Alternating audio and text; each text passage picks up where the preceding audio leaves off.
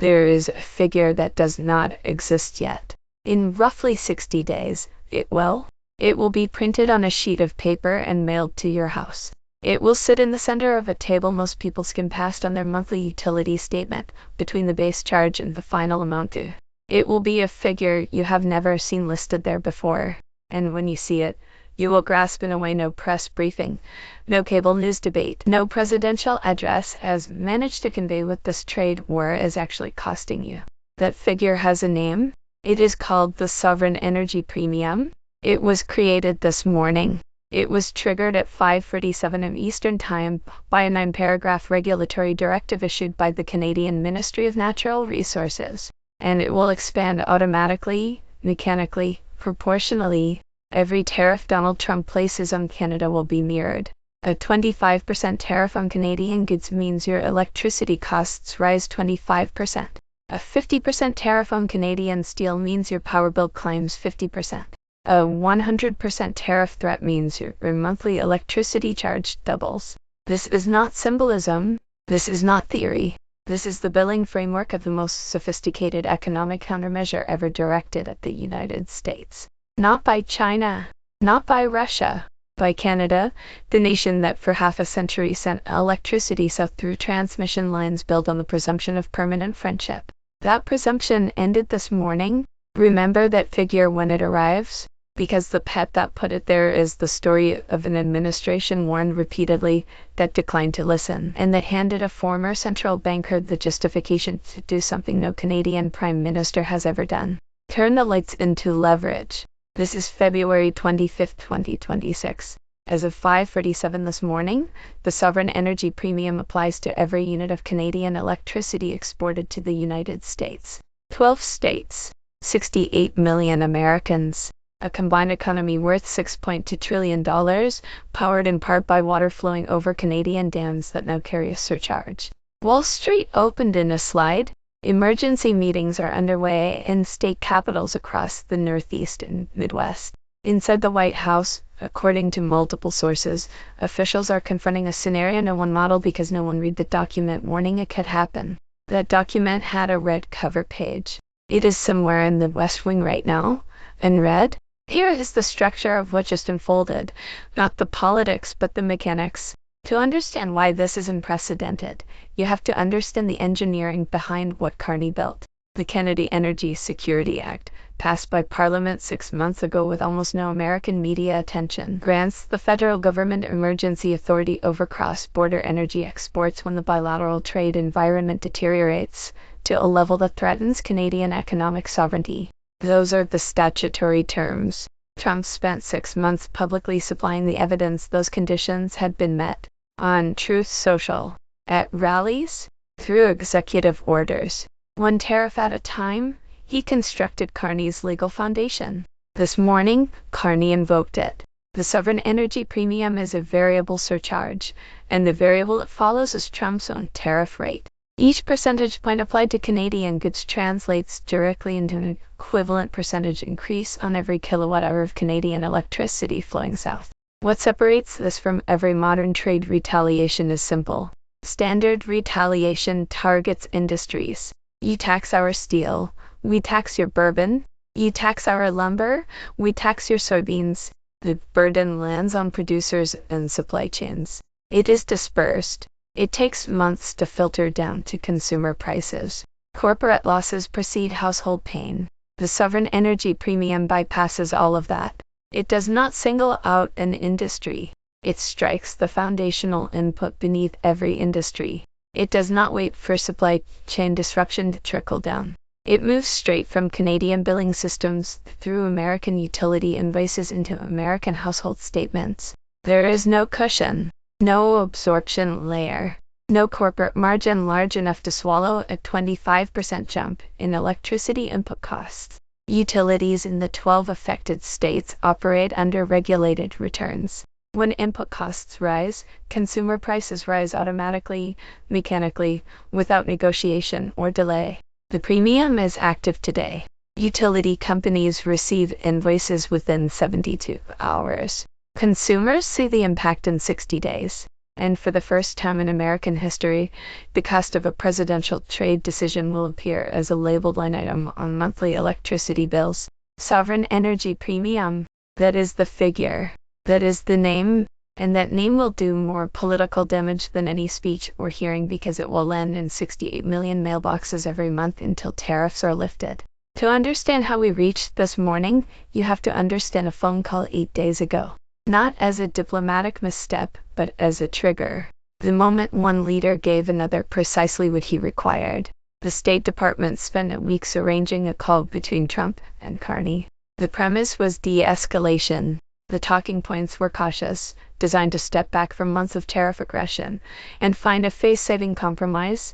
Trump entered that call and, according to sources in Ottawa, made 3 demands described as the most economically illiterate statements a president has delivered to a Canadian leader in modern memory. First, Canada should sell electricity to the United States at cost. No markup, no profit, not a negotiated discount.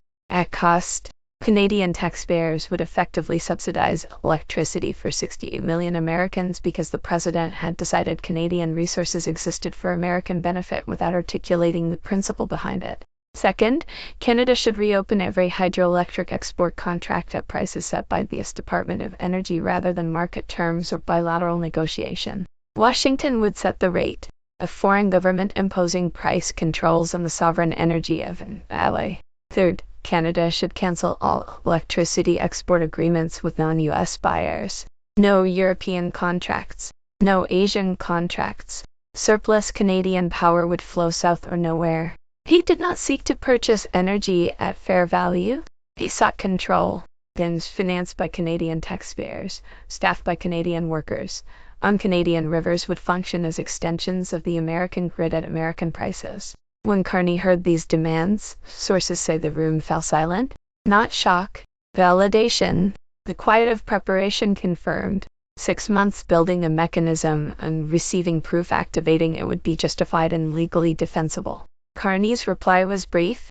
Canada's energy resources are sovereign assets belonging to the Canadian people. They are not for sale below market value. They are not subject to foreign price dictates. Trump interrupted saying, "You need us." To the leader of the country supplying electricity to 68 million Americans, powering hospitals, factories, transit networks, and kitchens in 12 states. Carney thanked the president for his time and said Canada would communicate through appropriate channels. He ended the call. 90 minutes later, he met in secure session with Hydro-Quebec, Ontario Power Generation, BC Hydro, and Manitoba Hydro. He asked one question. Is the mechanism ready? The answer was yes. What mainstream coverage misses is this: the administration was not unaware of Canadian leverage. It ignored documentation describing it for months ago. The Department of Energy completed a classified report titled Cross-Border Energy Interdependency Vulnerability Analysis for Northern Grid-Connected States. 87 pages. Red cover. Highest priority infrastructure vulnerability designation. Sent to the National Security Advisor. Forwarded to the Presidential Briefing Team. Summarized verbally. Its core finding: 12 states rely critically on Canadian hydroelectric imports. Vermont exceeds 30% dependency. New York sources 19% of total supply from Canada. And one sentence should have halted every tariff conversation. No domestic alternative can replace Canadian hydroelectric capacity within 24 months. 2 years? The report classified any trade action risking Canadian energy retaliation as a Tier 1 critical infrastructure threat, the same category as a cyber attack on the grid or a natural disaster destroying transmission lines. Tier 1? The document reached the White House. The warning was explicit. Trump's reported response: "We've got coal. We've got natural gas. We don't need their water." Those words reveal a misunderstanding of grid mechanics. Natural gas plants are peaking generators, built for spikes in demand, not continuous base load supply. Running them constantly requires infrastructure changes, fuel contract revisions, and transmission upgrades measured in months. Coal facilities face similar constraints, compounded by decommissioned infrastructure in the Northeast. You cannot replace the base load of 12 states in a news cycle. The grid runs on physics, not headlines. And physics always wins. This is a multi-front systemic event with consequences unfolding simultaneously. Front one is arithmetic. Wood Mackenzie modeled a 25% sovereign energy premium this morning. These are mechanical outputs. New York residential consumers face an 18% increase within two billing cycles. Commercial and industrial users, 22% to 28%. The New York City metro area could see $4.2 billion in annual energy cost increases. Vermont households rise from $120 to $157 per month, $444 annually in a state with a $63,000 median income. Michigan industrial electricity up 19%, adding $1.8 billion in annual costs to the auto sector, roughly $340 per vehicle. Minnesota up 16%. Washington State 14%. New Hampshire 17%. Total annualized cost across 12 states, $23.4 billion paid by American households under a named line item. Front 2 is markets. Before the opening bell, $67 billion vanished from this utility market capitalization. Utilities cannot absorb 25% input increases. They pass them through. Consumers cut discretionary spending. Earnings decline. S&P 500 futures fell to 0.8% before open. The Canadian dollar strengthened. Gold climbed to $3,150 per ounce. Markets price systemicization faster than press teams. Canada gains higher revenue per kilowatt hour and a mechanism that scales with tariffs. The first $67 billion is an installment. Front 3 is governance. Governors have limited options. Emergency procurement finds no surplus power.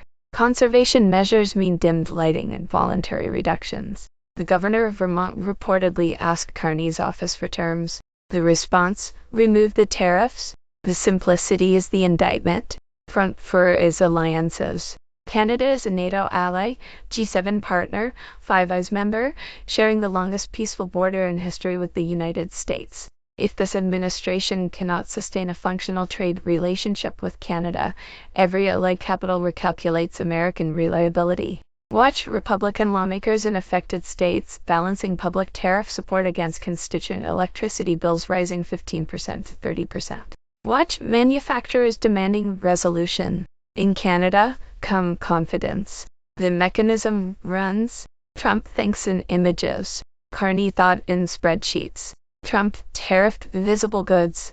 Carney priced the invisible input beneath them. Tariffs can find alternative suppliers. Base load hydroelectric power cannot be replaced in time. The Doe said so. 24 months minimum. The trap offers one exit. Remove the tariffs. Watch the billing cycle. In 72 hours, invoices hit utilities. Into weeks, rate filings become public. In 60 days, consumer bills arrive. The pattern is consistent. Sustained, visible financial pain produces retreat. Carney built not a weapon, but a billing cycle. And billing cycles continue until someone chooses differently. Subscribe. Track Michigan, New York, Vermont. Watch whether any Republican senator breaks before bills land. Before bills, courage.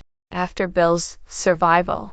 A former central banker spent 6 months building a machine from the invisible layer beneath everything.